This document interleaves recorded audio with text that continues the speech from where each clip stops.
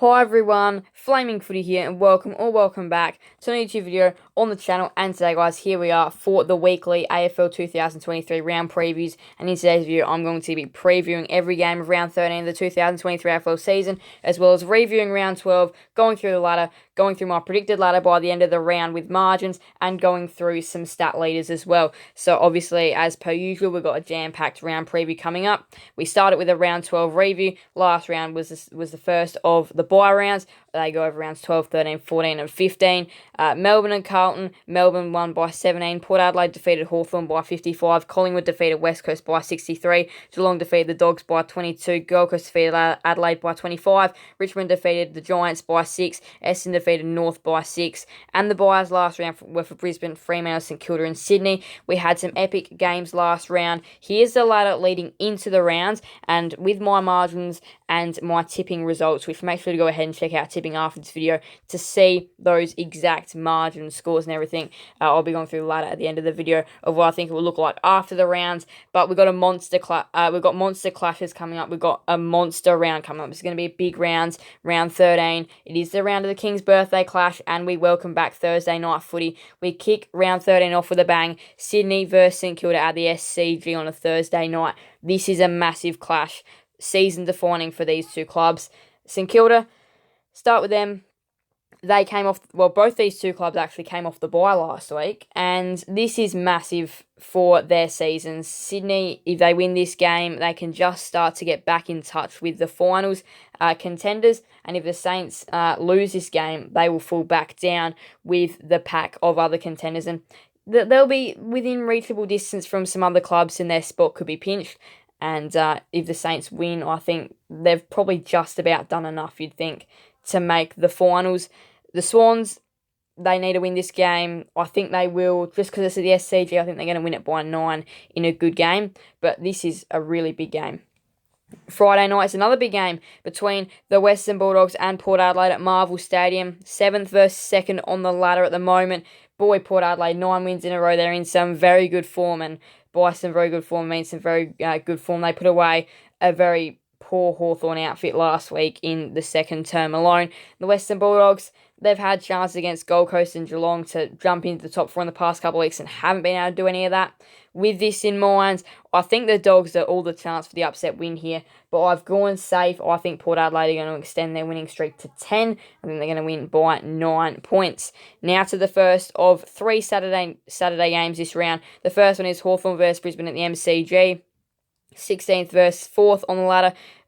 Brisbane last year finally corrected their MCG hoodoo in a big semi-final win over the Demons, seeing them go out in straight sets. That is definitely their best memory of the MCG, probably in forever really. And Hawthorn last week, decent second half performance, horrible first half performance. They need to play 4 quarters this week if they're any chance to even compete, let alone win. Now, look, this Hawthorn side is young, and I think they're going to take it up to Brisbane, considering Brisbane aren't great at the MCG.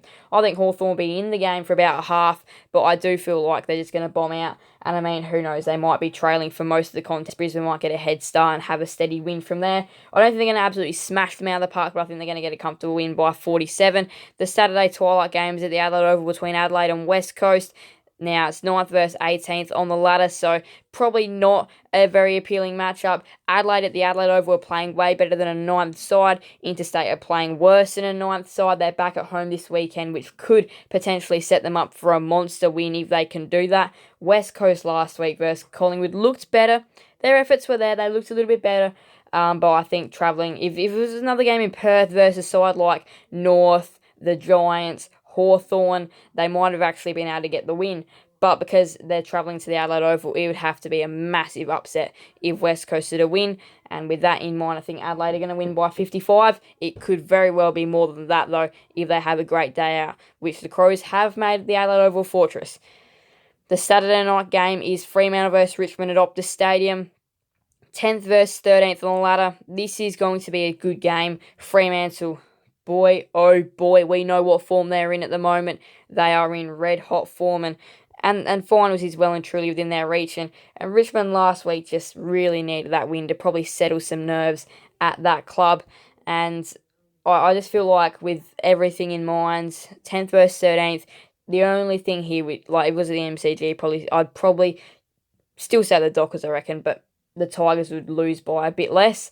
But in Perth, I reckon the Dockers are going to have a very nice day out, and they're going to bank the win by 32 points in front of their home fans and really send a statement to the competition. I think, look, their last few weeks have been great. This week's going to be a big statement win that they're coming for the top 8 for sure. Sunday, could not kick it off in any better fashion than this game. I reckon this is one of the games of the round. North Melbourne versus GWS at Blunston Arena. 17th versus 15th. So it does look to be quite an unappealing matchup for some. But for me, I reckon this is going to be quite a good game. North Melbourne, their last 3 weeks, personally, have been relatively good. Especially their last 2, though. Their loss to Collingwood was gallant and brave. And then they only just lost to Essendon. And then they played a club back in round 10 as well. And I can't quite remember who that one was. I went back, saw it was Sydney. Those efforts, rounds 10, 11 and 12 have been great. I feel like that now is surely their time to win. This is going to be a good game, Blunston Arena, but I think North hold on for the win by 4. Bit of an upset call there, but I definitely think North are going to win this game just because of how good they've been in the past few weeks. It'd be very disappointing, in all honesty, to see them just shy away in this game because their last few weeks have been great, and really they probably should have had 2 wins versus Essendon versus Sydney. So yeah, I just think this is going to be a bit of luck on their side, and a game which they've been. They've lost the tight ones. I think they're going to win a tight one this time. Carlton vs Essendon is a special Sunday night King's birthday eve clash. Big game. Couldn't say much more than that. This is just a massive game. Both sides do kind of need to respond, I feel. Essendon last week did the job against North Melbourne. And Carlton were just not great against Melbourne, in all honesty. So I feel like the winner of this game is quite important, even though Carlton probably won't make finals. Essendon, they've got an easy fixture. And, I mean, to lose this would be quite disappointing. And, yeah, this is definitely a game which I feel like they do need to win if they do want to make the finals. So, look, I think Essendon hold on for the win by 13 here. But I reckon Carlton are going to fight out the most of the night. They will. Monday, King's birthday. Big freeze fight MND. Don't we absolutely love that? It is absolutely amazing. And look, this is in the past couple of years has been a big game. Melbourne versus Collingwood on the Monday. Third versus first. A big top blockbuster clash. And boy, Melbourne and Collingwood. Big game here. Melbourne, sloppy last week, weren't great against Carlton, but again, sometimes it doesn't have to be pretty. Sometimes it is ugly, but you just got to do what you got to do to get the 4 points in the basket. You just got to do what you got to do to get the 4 points in the books and onto the ladder to help you throughout the season. And Collingwood, boy, they were good last week. They were good versus West Coast. They were challenged, but their last quarter blitz was good, and they still did show they were the better side. And travelling to Optus Stadium isn't the easiest of tasks, regardless of who you're playing, just with the time difference and everything. It's not easy, long plane flight and all that, and everything like that. Anyway, so again, can be challenging conditions there in the West, with all the build-up and time difference and everything like that. Anyway, so, yeah. But for me, Collingwood win the game by 7 points. This week's buys, Geelong and Gold Coast, that is it, who have buys in round 13. So we'll go back over my tips now. Thursday night, Sydney by 9, Port Adelaide by 9, Brisbane by 47, Adelaide by 55, Fremantle by 32, North Melbourne by 4, Essendon by 13, and Collingwood by 7, with the buys again, Geelong and Gold Coast. Now, obviously, leading into this round, this is how the ladder looks at the moment. We'll put it on extended form so you guys can see how your team is going on here. But look, we've got some big clubs at the moment. We've got sides like St Kilda, who have a big game on Thursday night, as we know. Those sides around the top 8 as well. Fremantle, quite a big one. Sydney, definitely another big side as well. But yeah, we've got some really, it's such a good ladder this year. It's looking really good. So the ladder at the end of the round, I think Essendon are going to continue to climb. I think they're going to be in 5th at the moment, which is big. I think the Saints, they're going to fall down with the rest of the pack. Obviously, still do have that game in hand. And then, yeah, I think Sydney, they're going to sit in 11th.